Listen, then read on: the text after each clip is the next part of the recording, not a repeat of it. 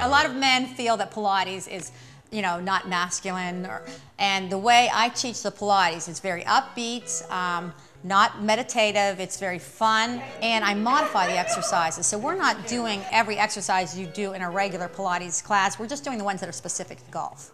Keep that shoulder blade down the back, take an inhalation and exhale, good. When you are going into a Pilates for golf class, we start with first teaching you the breathing behind Pilates, which engages your deep abdominal muscles. And we start with a stretch, we do the shoulder, we work on the intrinsic muscles of the shoulder to increase flexibility in the shoulder, protect it from the high-speed movements of golf. So after we do band exercises, we'll do stations. We usually do about 8 stations, and we're doing balance, free weights, working in golf-specific movements, and then after you go through the upbeat sports functional training circuits, then we go under the floor and we do mat exercises, focusing on the low back, the hip flexors, the critical areas to golf. So he's going to work on balance, on uneven terrain, and the ability to keep his balance when he goes tummy to the target, with his, right through his follow-through.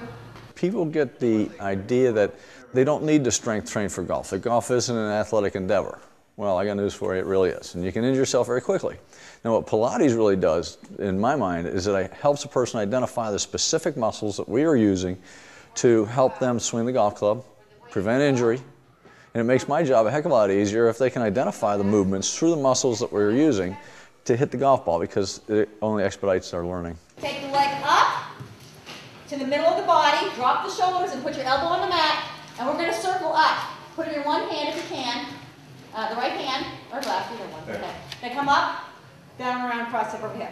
Yeah, the Pilates improves flexibility one bone at a time, one slow movement, up, down, just getting you move and being aware of where your shoulders are, where your head is, where you're, when you're balancing. We're leaning forward, shoulders stacked over the hips. Now one more time, back into the calf. Push the calf, drop the shoulders, press your head to the wall. What happens when people work with me, they start being aware where the shoulders are, where their head is, where their neck is, and they hear my words. Drop your shoulders away from your ears, touch your head to the ceiling, pull your abdominals in. And they do this throughout their day. So they they can be coming into my class and they're not knowing what they're doing. Their balance is off. And then one day it all clicks. They come in and they're doing everything correctly because it's a mind-body exercise, muscle memory. So once their mind and the neuroreceptors connect from the body to the brain, everything clicks and you start moving better. And you carry it with you everywhere you go. Remember your backswing. I want you to go back and take that ball behind you and then release it, tummy to the target, okay? When you're done with this class, you have done strength training, functional training, golf-specific movements, and you're getting a lot of tips on how to move in your swing, you're working on balance, and then you get a great stretch at the end. So you come out refreshed and ready to hit the golf course. And you're done. Thank you so much for coming.